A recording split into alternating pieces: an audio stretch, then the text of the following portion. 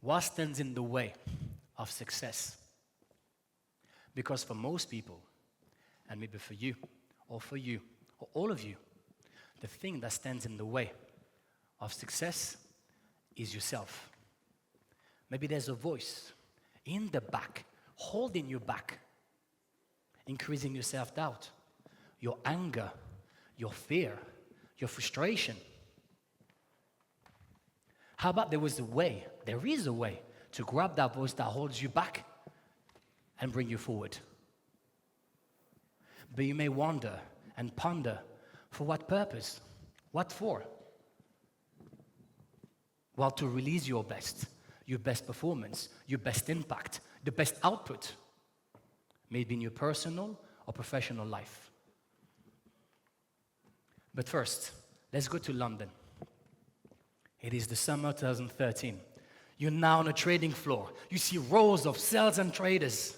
You can smell the coffee and the Red Bull and feel the air thick with excitement. And what's my job? My job is to be a sales assistant, to do administrative tasks. But my dream is to be a salesperson, to make deals. And that's when you can hear a salesperson shouting, "I got BlackRock bike, 2 million of Tesco's at 99.5. With a trader responding, "Done." And then you can hear, "Ding." That's my computer. Time for me to contact the client. As I'm just about to contact the client, ding, another trade, ding, another trade, ding, another trade, ding. I'm start drowning in trades. I'm feeling hot. My heart is pounding. A knot in my stomach. My legs are shaking. As I tell to myself, how can I handle this? I can't even handle admin work. How will I ever make it in sales? And as I'm about to catch the phone, grab the phone to call the client, ring, ring, my phone rings. That's the client calling. Hi, Adlane speaking. Hi, Adlane, can you please send us a trade confirmation? I know, we just met the trade. Give me a second, you're always harassing me. Everybody's staring. So I look at my manager. Please, it's a lot of trade. I'm drowning. And as I look at him, he looks away. That's when I'm realizing that my chances to become a salesperson are becoming this much, near zero. A bit later, in the same day, the big boss, the head of the department, come around to us and tell us how we did an amazing job.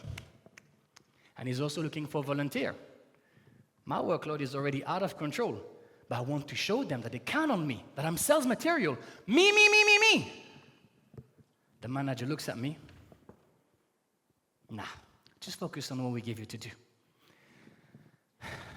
Feeling turned down, rejected. Sometimes, when things are a bit quiet, I sneak to the staff room, get a hot chocolate, get my sugar rush. And as soon as I see someone I know, I start the Adlane show. I make jokes, I'm laughing, I'm buzzing, pretending everything is okay. Guess what happened? A few months later, my contract not renewed, support from the management rejected, and my dreams of becoming a salesperson shattered. Nothing. So comes a long period of unemployment, of doubt, and I apply this bank, that bank, this bank. Rejection. Up until one day, an American tech startup believes in me. It's a junior account manager role. It's not the dream job in an investment bank, but hey, it is something. And during the training, I met Barry, the head of sales. He used to be a trading legend in the 80s. He was watching me, observing me, and he said to me those words that really changed my life. And they may change yours too. He said, stop surviving, start thriving. And that's when I looked at him right into his eyes and said, huh?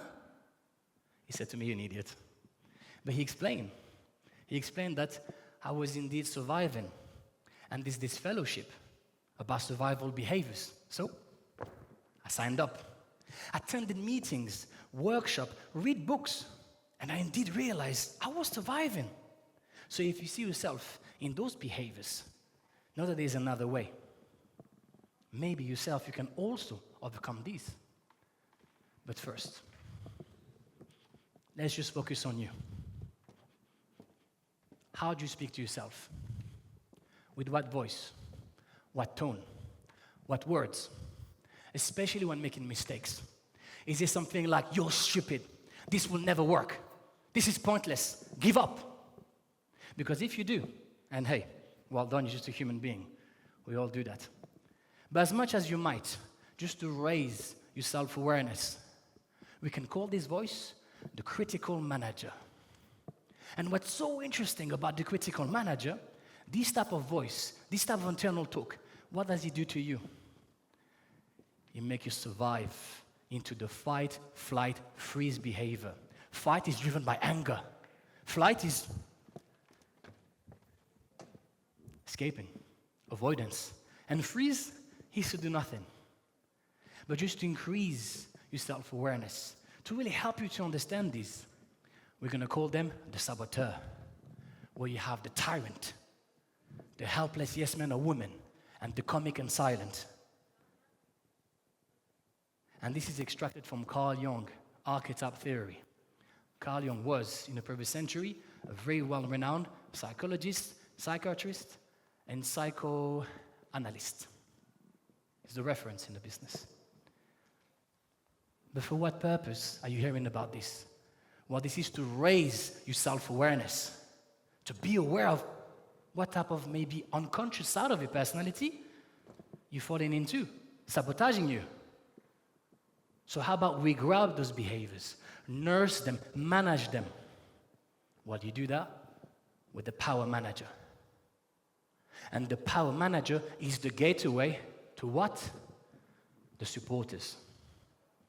How you can shift from the tyrant to the warrior, from the helpless yes man to the companion, and through the comic or silent into the sage. Because as you know about the supporters, you can increase your ability to manage yourself, your self-management.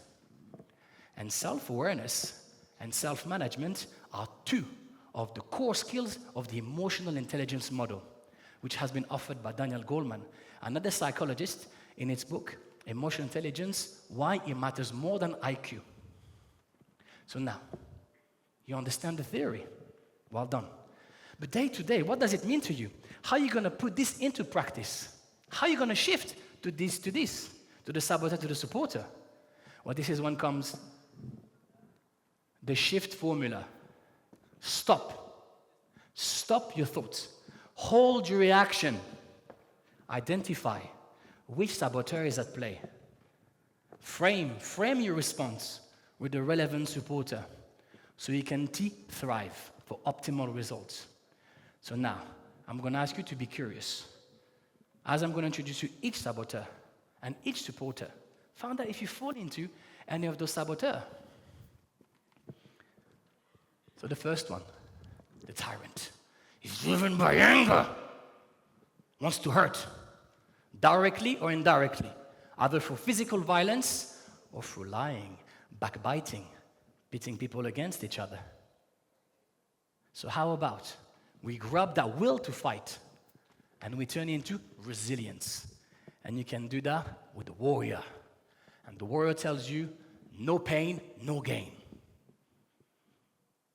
The warrior is open to challenges, welcomes them as stepping stone. Pain is progress.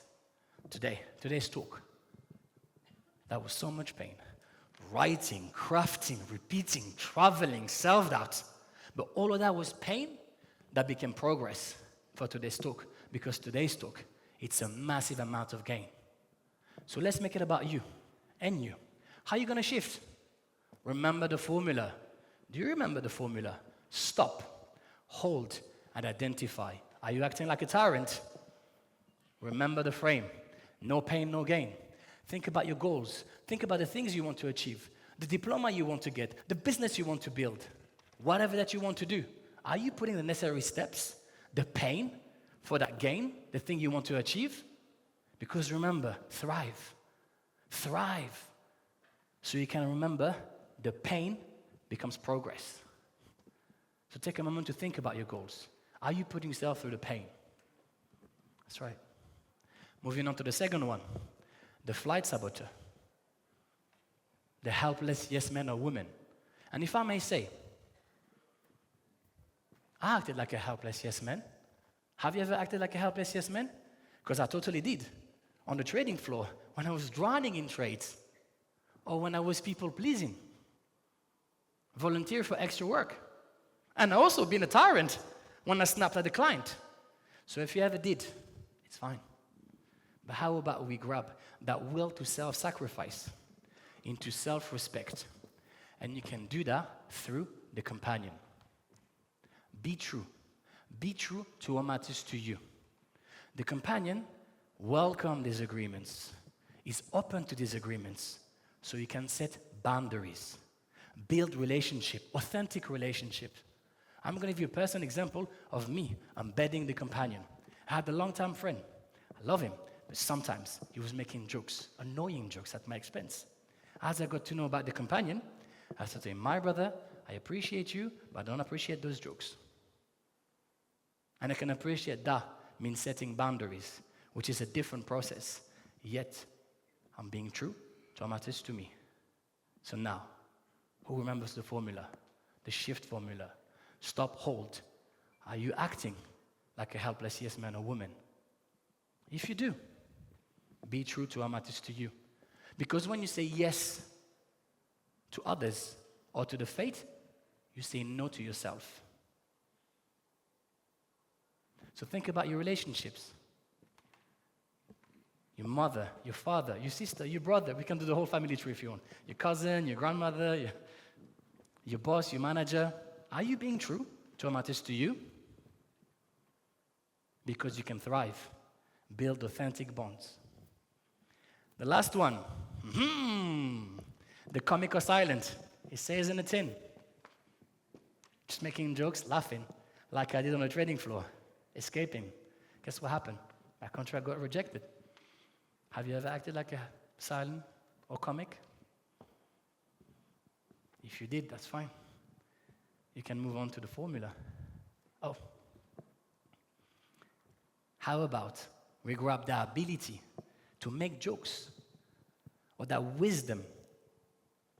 How about we grab the ability to make jokes or the ability to remain silent into wisdom? And you can do that with the sage. And the sage tells you there's no failure, only feedback. No failure, only feedback. A personal example is, I worked years in banking, studying, working, internships. But all of that was feedback to let me know that my call, it's not here, it's right here, with you, empowering you, assisting you, helping you to release your best. So again, remember the formula. Stop, hold. Are you acting like a silent or comic? Think about the experience you've gone through, the challenges, the setbacks. What have you learned from this? If you were to do this again, what would you do differently? Because ultimately, you can take those challenges into lesson so you can thrive. So now, it's your time to act. And wonder and ponder. Will you let go of the saboteur? Because they're in your way to release your best. How about you let go of that voice that holds you back into the one that brings you forward? Can you? Can you embrace the supporters? No pain, no gain. Be true to what matters to you. There's no failure, only feedback. Or the shift formula. Now, out of all the things that you heard in this talk, I'm going to ask you to think at least one thing that as I said it, it made sense to you. And I'm going to ask you to raise your hand just to let me know that you have something, you've picked up something in this talk. That's right, I've got one here, one hand, a few hands. That's right. More hands there, okay. A few hands. Keep your hand up, please. Now, as you remember this one thing, I'm going to ask you to commit. Commit to use it, to apply it. Because everything, all of this comes down with one thing, one choice. The choice to support yourself, the choice to shift, and that choice is yours. Thank you.